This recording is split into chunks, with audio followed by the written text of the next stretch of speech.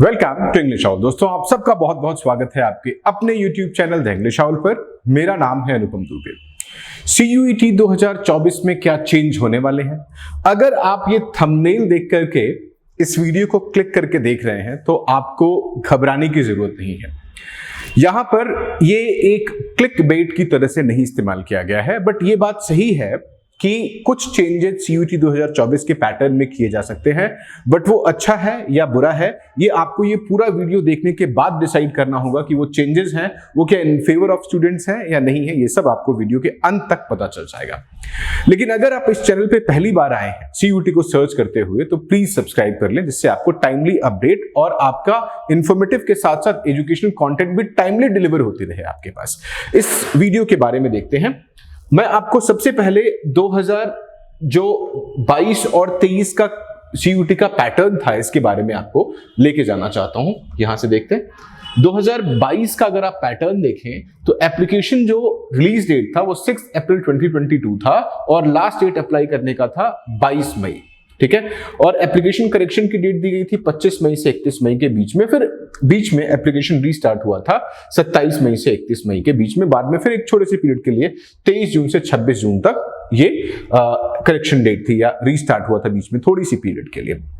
Actually phase 1 का जो exam start हुआ था वो 15 जुलाई को हुआ था और लास्ट फेज का एग्जाम 30 अगस्त तक हुआ था।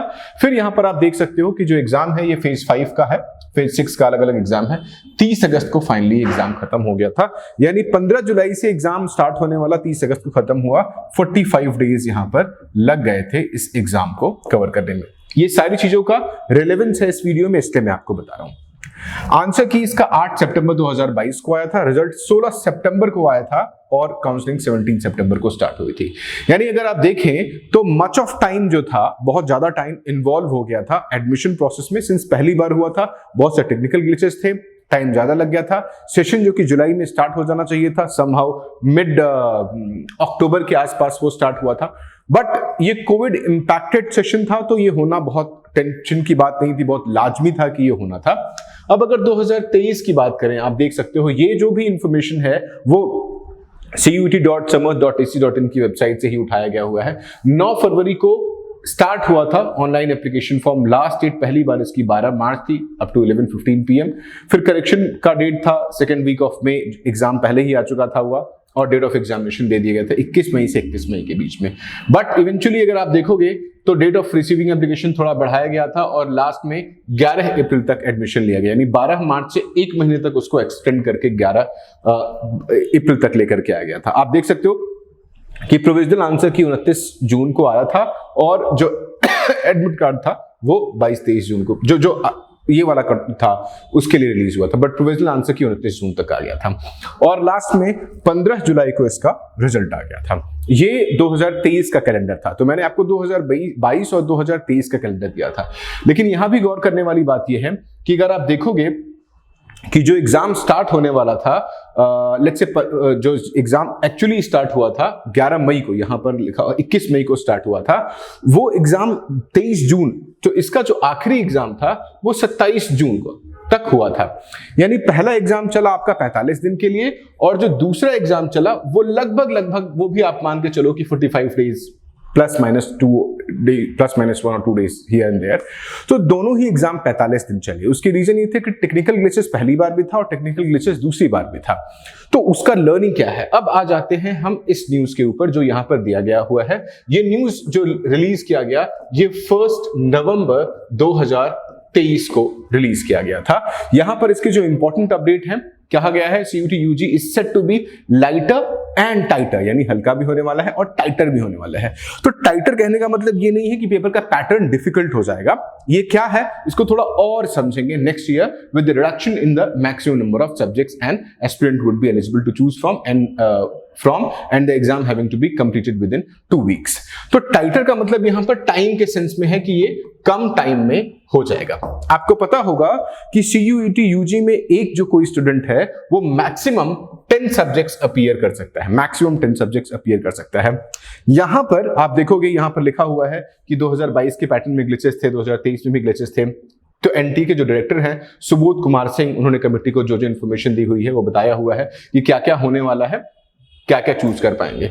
यहां पर जो इंपॉर्टेंट न्यूज है वो यहां पर है, on the reduction of total of subjects as a candidate can take, which presently is 10, the NTA feels that the students are not required to take so many subjects for undergraduate admissions and rather prepare for the 5 to 6 essential subjects for admission to his or her choice of programs. यहां पर update ये है कि rather than आप 10 subjects दोगे, 2024 में आपके पास हो सकता है 5 subjects ही मिले या 6 subjects मिले। 10 subjects select करने के बाद एक तो जो एनटीए है उसके ऊपर प्रेशर ये होगा कि वो अलग अलग डेट पर आपको अलग अलग एग्जाम कंडक्ट करवाएगी। सो 4 से 5 दिन एक बच्चे का अलग अलग डेज में जाएगा।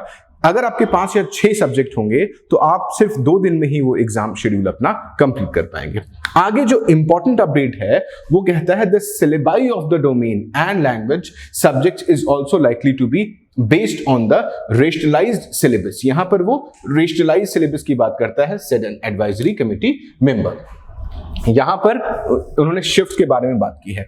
अब यहां पर समझने वाली बात यह है कि रेशनलाइज्ड सिलेबस का मतलब क्या है। अगर हम बात करें तो करंटली इंडिया में हमारे पास 41 अलग अलग बोर्ड्स हैं और अलग अलग बोर्ड्स में 11th और 12th का अलग अलग कंटेंट है, सबका कंटेंट सेम नहीं है। जहां तक मैं मैथ्स की बात करूं तो मैथ्स में अगर डिफरेंशियल इक्वेशंस है, इंटीग्रेशन है, डिफरेंशिएशन है, तो किसी भी बोर्ड में उसका कॉन्सेप्ट सेम रहने वाला है। बट अगर मैं इंग्लिश की बात करूं तो वहां पर सब्जेक्ट्स का जो कंटेंट है, इंग्लिश का जो कंटेंट है, अलग अलग बोर्ड में वो अलग अलग होता है। तो उन्होंने क्या किया कि सारे बोर्ड के कॉम्बिनेशन के हिसाब से एक रेशनलाइज्ड पेपर देंगे।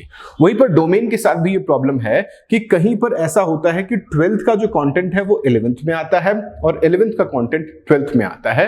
तो चांसेस ये हैं कि जो पेपर होगा इंग्लिश का वो कंप्लीटली ग्रामर बेस्ड होगा और पेपर का लेवल थोड़ा डिफिकल्ट किया जाएगा।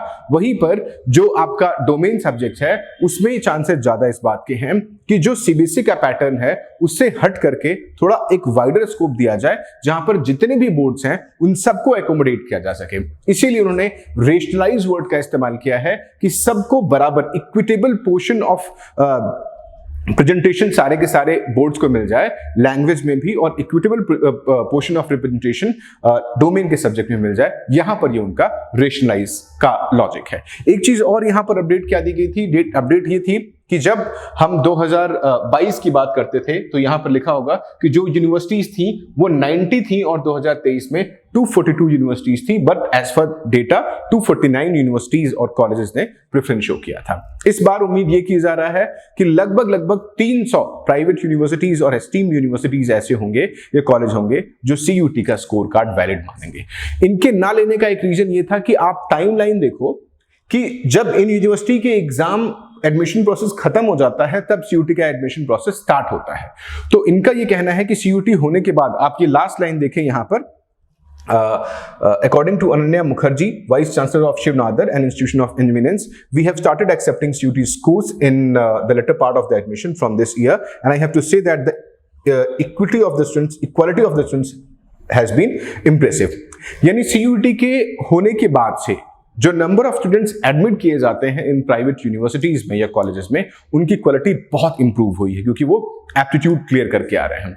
तो उम्मीद ये भी किया जा रहा है कि 242 जो यूनिवर्सिटीज और कॉलेजेस ने पार्टिसिपेट किया था 2023 में, ये नंबर बढ़कर के लगभग 300 जाएगा और ये एग्जाम भी आपको विद इन 15 डेज ये एग्जाम पूरा कंप्लीट हो जाएगा और एग्जाम के रिजल्ट की डेट पहले ही अनाउंस कर दिया जाएगा। आप इसमें देख सकते हैं, ये इसका पूरा पीडीएफ टेलीग्राम चैनल पर अवेलेबल होगा। इस वीडियो के पब्लिक होने के तुरंत बाद ये पूरा का पूरा जो पीडीएफ है वो टेलीग्राम पर आपके मिल जाएगा। टेलीग्राम का जो लिंक है द इंग्लिश आउल के नाम से आप सर्च कर सकते हैं। तो इस पूरे वीडियो में आपको बहुत ज्यादा पैनिक होने की जरूरत नहीं है। 2-3 अपडेट्स ये हैं कि जो एग्जाम का पैटर्न होगा उसमें लैंग्वेज और डोमेन को रेशनलाइज किया जाएगा। यानी रेशनलाइज का मतलब क्या होगा कि equitable presentation of entire educational board in India, पहला पर्पस ये होगा। दूसरा, रिजल्ट की डेट पहले ही अनाउंस कर दी जाएगी और ये एग्जाम बहुत ज्यादा स्ट्रेच नहीं होगा, उस 15 डेज के पीरियड में ही खत्म हो जाएगा जो कि ऑलरेडी गवर्नमेंट ने डिसाइड दिया हुआ है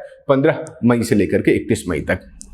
और जो एडमिशन प्रोसेस है वो भी जल्दी खत्म कर लिया जाएगा। तो मुझे उम्मीद है कि इस वीडियो से आपको काफी ज्यादा इंफॉर्मेशन मिला होगा और थोड़ा अपडेट मिला होगा आपको।